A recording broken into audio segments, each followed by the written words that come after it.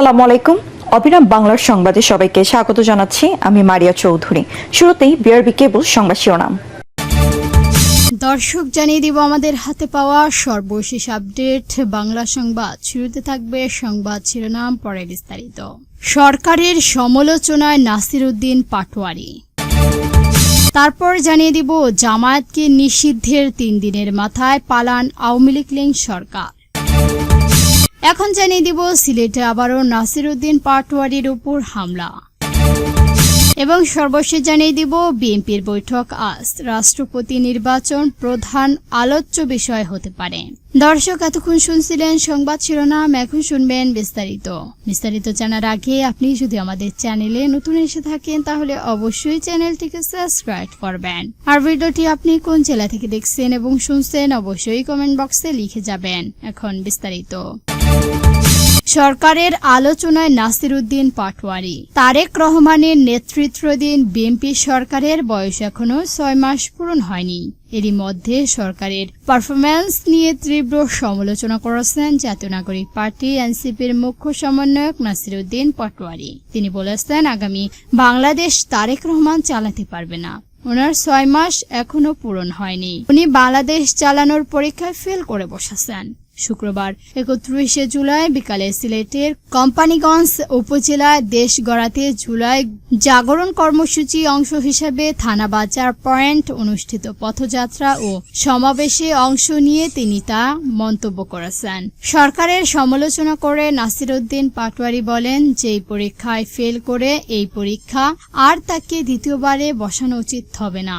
কারণ 18 কোটি মানুষ, এই মানুষের যেই পরীক্ষায় ফেল করে, এই বাসের ড্রাইভার যদি 18 কোটি মানুষকে নিয়ে অ্যাক্সিডেন্ট করে তাহলে দেশে আর মানুষ খুঁজে পাওয়া যাবে না। তিনি বলেন, কোম্পানিগঞ্জের পরিবেশ দেখেন, আইন দেখেন, দেশের সব নদী খন দেখেন। শুধু কোম্পানিগঞ্জ পরিবেশে আইন যদি পরিবেশন আইন কোম্পানিগঞ্জের প্রয়োগ করে তবে পুরো দেশ প্রয়োগ করতে হবে। নাসির উদ্দিন পাটোয়ারির অভিযোগ করে আরো বলেন, মানুষের পেটে লাথি দিয়েছে কোম্পানিগঞ্জ।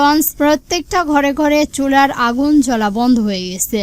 শ্রমিক মানুষ, তার জীবনের কর্মসংস্থান তারা কেড়ে নিয়েছেন। সিদ্ধান্ত নিয়ে নাসির উদ্দিন পাটোয়ারি বলেন, সিলেটে যে সিদ্ধান্ত হতো এগুলো নিয়ে এমপিরা কথা বলল কেন? মাদকের চালান টুকরো তরুণ প্রজন্ম নষ্ট করে দিয়েছে। এগুলো নিয়ে যারা রাজনীতি করে, তারা কথা বলে, তাদেরকে আগে ভয় পেতে হবে।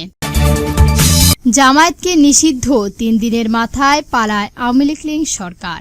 বাংলাদেশ জামায়াতের ইসলামিক আমির ও জাতীয় সংসদের বিরোধী দলীয় নেতা ডক্টর শফিকুর রহমান বলেছেন, 2024 সালের 31 জুলাই জামায়াতকে নিষিদ্ধ করার সিদ্ধান্তে কার্যকর হলেও মাত্র 3 দিনের মাথায় গণ আন্দোলনের মুখে তৎকালীন সরকার দেশ ছাড়তে বাধ্য হয়। রাজধানীর জাতীয় প্লাস ক্লাব, বাংলাদেশ পরিবহন শ্রমিক ফেডারেশন ডি বার্ষিক জাতীয় সম্মেলনের প্রধান অতিথির বক্তব্যে এসব কথা বলেছেন ডক্টর শফিকুর রহমান। তিনি বলেন, 2024 সালের 31 জুলাই তৎকালীন সরকার জামায়াতের ইসলামীকে নিষিদ্ধ করার সিদ্ধান্ত নেয়, যা পরের দিন 1 আগস্ট কার্যকর হয়। এই সিদ্ধান্ত ছিল অন্যায় এবং দলটি তাৎক্ষণিক সংবাদ সম্মেলনের মাধ্যমে তা প্রত্যাখ্যান করা।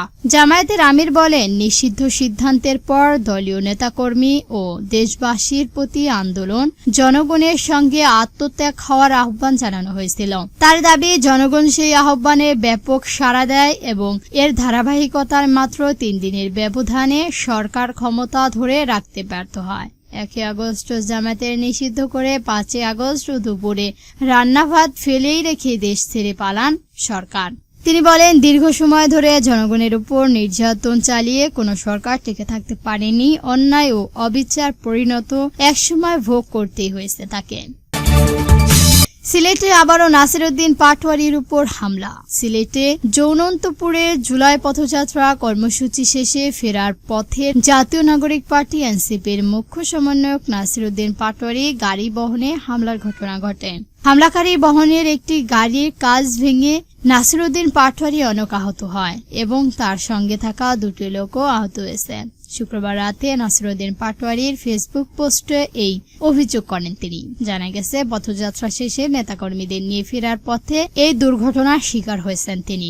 গাড়ি বহনের উপর অতিরিক্ত হামলা চালিয়েছেন একদল যুবক। নাসির উদ্দিনের সঙ্গে থাকা দুটি লোকের হাতে অতিরিক্ত রক্ত পড়েছে। এর আগে গত মঙ্গলবার 28 জুলাই হবিগঞ্জের জুলাই পথযাত্রা জাতীয় নাগরিক পার্টি এনসিপির মুখ্য সমন্বয়ক নাসিরউদ্দিন পাটোয়ারি সহ শারজিদ আলমের উপরও এই ঘটনা ঘটেছিল। এটা কি শুধু দুর্ঘটনা নাকি কোনো চক্রান্ত এখনো জানা যায়নি। বিএনপির বৈঠক আজ রাষ্ট্রপতি নির্বাচনে প্রধান আলোচ্য বিষয় হতে পারে। রাষ্ট্রপতি পদে দলের প্রার্থী মনোনয়ন, বর্তমান রাজনৈতিক পরিস্থিতি এবং সাংগঠনিক ভিন্ন বিষয় নিয়ে শনিবার সন্ধ্যায় বিএনপির সর্বোচ্চ নীতি নির্ধারক ফ্রমা জাতীয় স্থানীয় কমিটি বৈঠক হবে। দলটির দায়িত্বশীল একাধিক সূত্র জানিয়েছে, বৈঠকে নতুন রাষ্ট্রপতি নির্বাচন আলোচনার প্রধান বিষয় হতে পারে।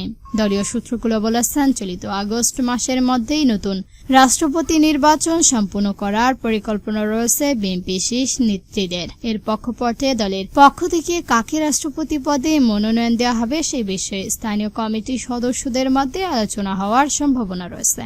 তবে রাষ্ট্রের অত্যন্ত গুরুত্বপূর্ণ ও স্পষ্ট কাতারে এই বিষয়ে চূড়ান্ত সিদ্ধান্ত দলের চেয়ারম্যান তারেক রহমানের উপর ছেড়ে দেওয়া হবে। এর আগে গত 26 জুলাই বগুড়ায় এই কর্মসূচিতে সাংবাদিকদের প্রশ্নের জবাবে বিএনপির মহাসচিব মির্জা ফখরুল ইসলাম আলমগীর বলেন, রাষ্ট্রপতি পদে দলীয় নাকি নির্দলীয় কাউকে প্রার্থী করা হবে না। এই সিদ্ধান্ত সংবিধান ও আইন অনুযায়ী দলের সর্বোচ্চ নীতি নির্ধারী ফ্রমা জাতীয় স্থানীয় কমিটি বৈঠক নেবে। যদিও বিএনপির জ্যেষ্ঠ নেতাদের মধ্যে কেউ কেউ এখন পর্যন্ত সম্ভাব্য প্রার্থীর নাম নিয়ে প্রকাশ্যে কোনো মন্তব্য করতে রাজি হয়নি। তবে দলীয় আন্দোলনে সবচেয়ে বেশি আলোচিত হচ্ছে মহাসচিবকে নিয়ে। মির্জা ফখরুল ইসলামের নামটি বেশি চলছে আলোচনায়। দীর্ঘ এক যুগ ধরে বেশি সময় বিএনপির মহাসচিব হিসেবে দায়িত্ব পালন করেছেন মির্জা ফখরুল। জাতীয় সংকট সময় দলের ঐক্যত্ব রাখা এবং পরিচ্ছন্ন রাজনৈতিক ভাবমূর্তি এবং দলীয় গুণের বাইরেও গ্রহণযোগ্যতা তাকে সম্ভাব্য প্রার্থী তালিকায় এগিয়ে রেখেছেন বলে দলীয় নেতাদের ধারণা। দলীয় অন্দরে সবচেয়ে বেশি আলোচিত হচ্ছে মহাসচিব মির্জা ফখরুল ইসলাম আলমগীরের নাম। দীর্ঘ এক যুগের বেশি সময় ধরে তিনি মহাসচিব হিসেবে ছিলেন। তাকেই মনে হচ্ছে এবার দায়িত্ব দেওয়া হবে। বিএনপির নীতি নির্ধারকদের মতে রাষ্ট্রপতির পদ কেবল আনুষ্ঠানিক বা আঞ্চলিক নয়, সাংবিধানিক ধারাবাহিকতা রক্ষা এবং রাজনৈতিক সংকটের রাষ্ট্র পরিচালনায় এই পদে গুরুত্বপূর্ণ ভূমিকা রয়েছে। সেই কারণে নতুন রাষ্ট্রপতি নির্বাচনের ক্ষেত্রে দলটি অন্তত সতর্কতার সঙ্গে সিদ্ধান্ত নিতে চায়। দর্শক, আজকের সংবাদ ছিল পর্যন্তই। ভিডিওটি ভালো লাগলে অবশ্যই একটি লাইক দিবেন। আর এরকম নতুন নতুন নিউজ পেতে আমাদের চ্যানেলটিকে সাবস্ক্রাইব করে আমাদের সঙ্গেই থাকবেন। ভিডিওটি সম্পূর্ণ দেখার জন্য ধন্যবাদ।